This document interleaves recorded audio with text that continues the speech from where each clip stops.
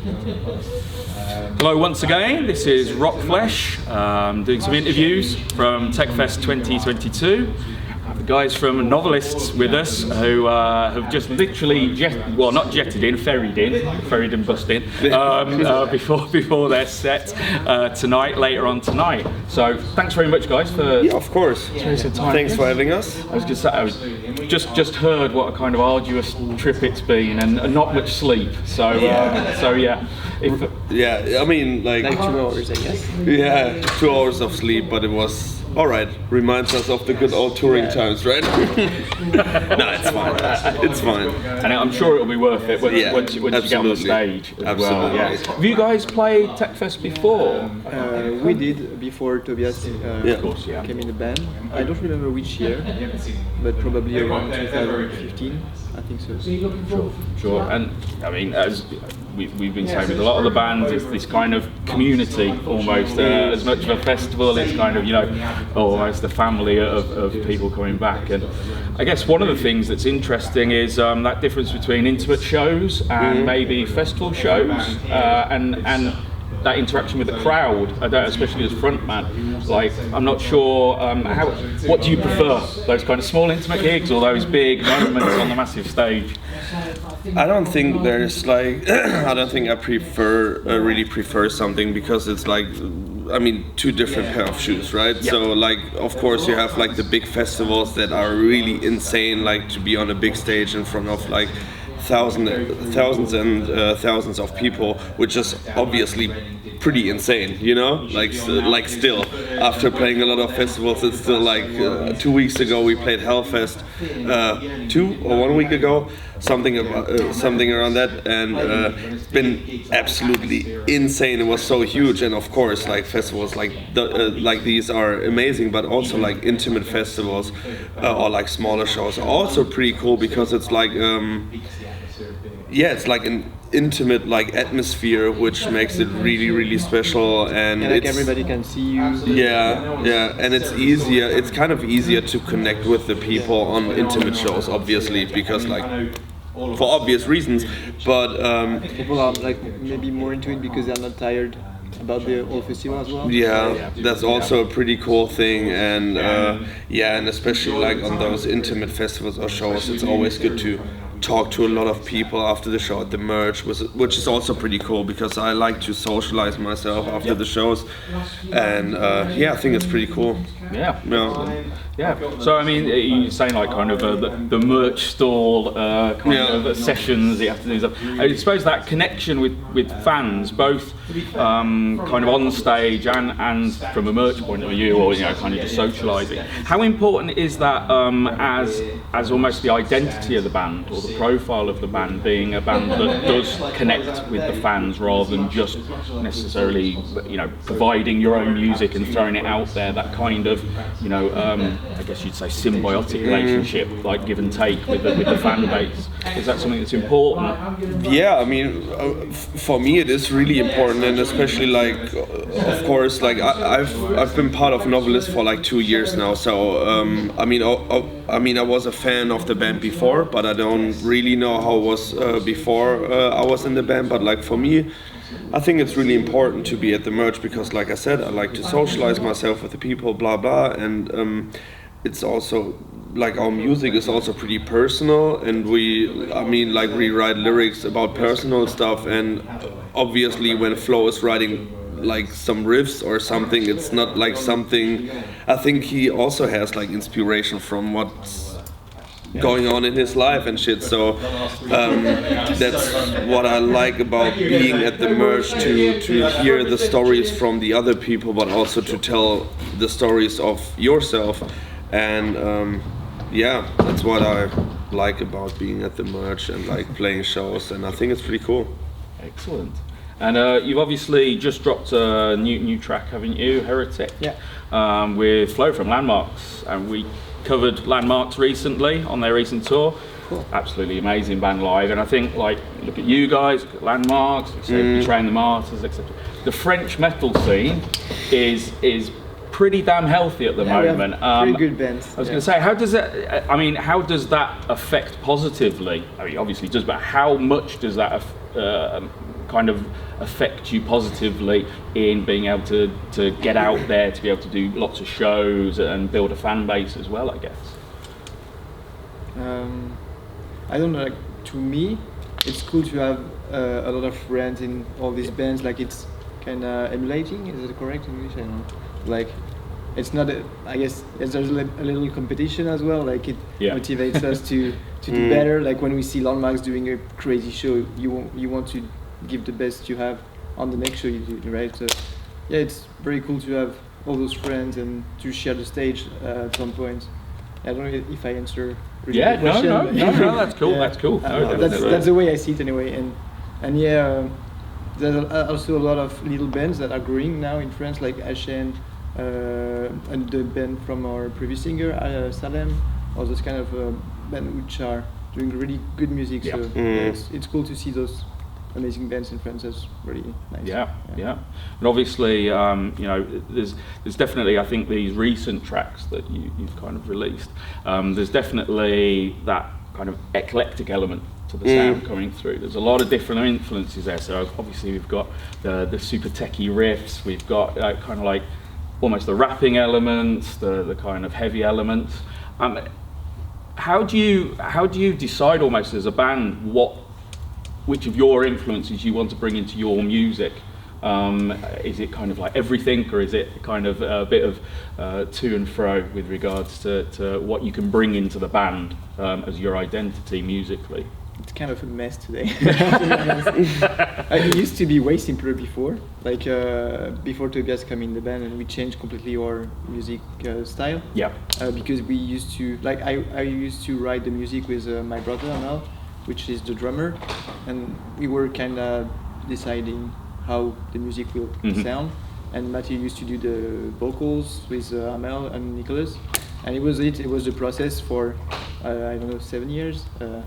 And then we changed everything. And today it's like everybody is throwing some stuff, and yeah, but it works, and it's fun because it's way more teamwork than it used to be. So yeah, it's very fun to do. And was that a kind of a definite conscious decision when you joined the band to kind of be, I guess, more, you might say, you know, as you say, more teamwork kind of thing? I mean, before I joined the band, I didn't know, because like I told earlier, like I'm a fan of Novelists since day one. So when my old band broke up and I wrote Nicholas a message like, yo, I was still looking for a singer because my old band broke up, and I'm a fan of you guys and I want to try out. Like, I was thinking that the guys are still going to do like the music that they did. So when I arrived there, like in France, and they showed me the new demos, I was like, yo, this is like different, but like it was pretty cool, because with my old band we also did kind of like more rocky music. Yeah. So that's what I felt comfortable from the first second on. And that's what's pretty cool. And I think the good thing about our music, or what we're doing right now, is like, we don't know yet. Maybe like we write another song next year that also has like old Novelist style in there, because like we just right now we do what feels right, and like we cannot decide at every single what we want to do.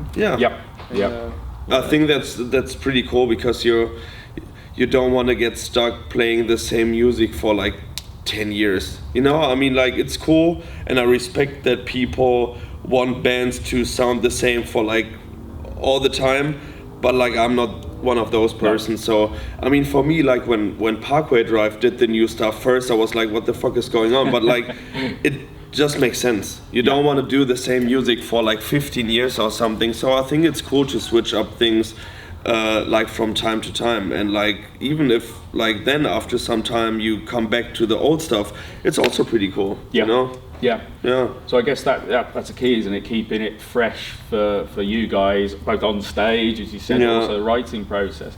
Just it must be very liberating to be able to kind of just write what you want to write and the music you want to write, rather than having to fit a certain kind of profile type thing. Definitely. Let's do a bit of a different question, or a stranger question. Festival, Novelist Festival.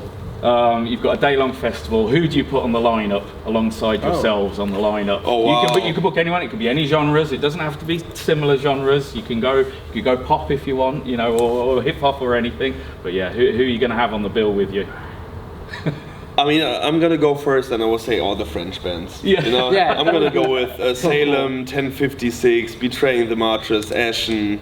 Like, let's go with Landmarks, of course. I'm buying a Resolve, ticket. It's Suasion. brilliant. But yeah, for like, of course, I want to have Bring Me the Horizon as well. That would be insane.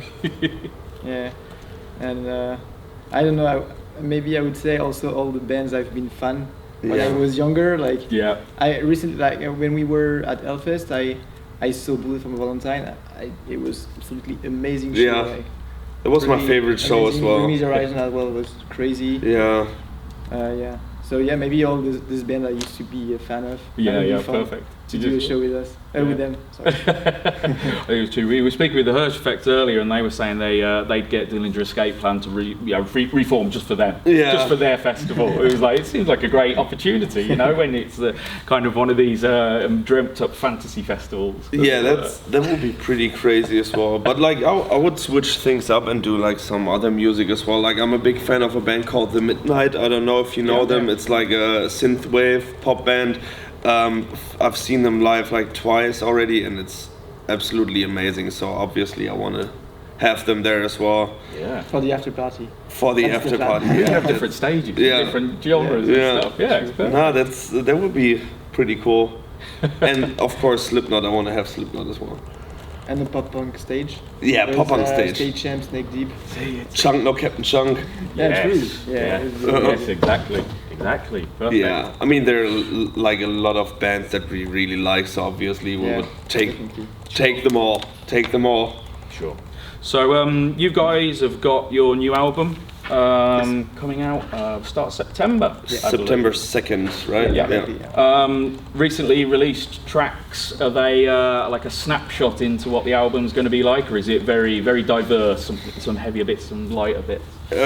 So the album is pretty diverse. Like, every song is like a different take on what the band is capable of. So I mean, obviously, like the first 3 singles we released, like Lost Cause, Terrorist, and Do You Really Want to Know, are on the album. Then there's Smoke Signals, Heretic, and then we have There's 2 more singles. There's 2 and more some little singles. piece that will make the whole thing choreographed. Yeah, we have like 5 interludes on there. True.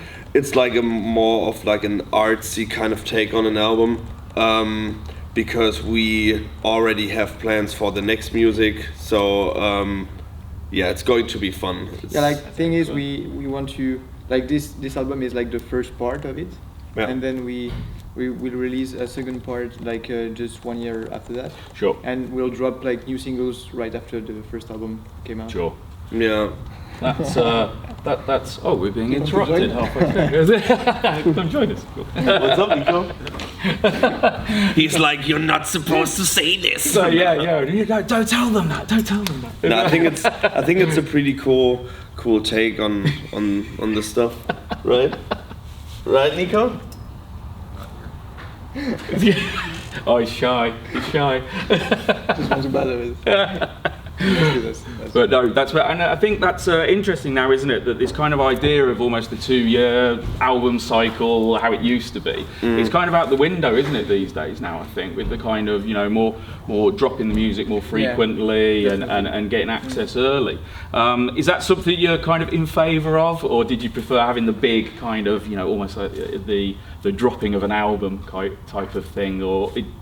Kind of, feed. I mean, you might not mind either way. But No, I mean, I know what you mean, but like, to be honest, I don't care. Like doing what feels right is the best thing. Like, if you do like a typical 2-year album cycle, or if you like drop like 4 EPs in like 2 years, I don't care. Just do whatever you prefer. Yeah.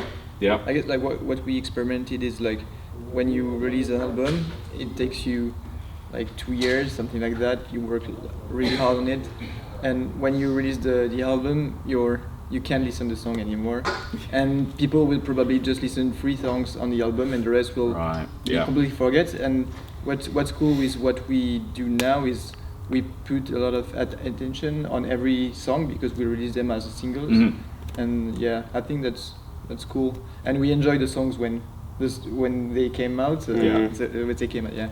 So yeah, I think that's a good way to do it for us.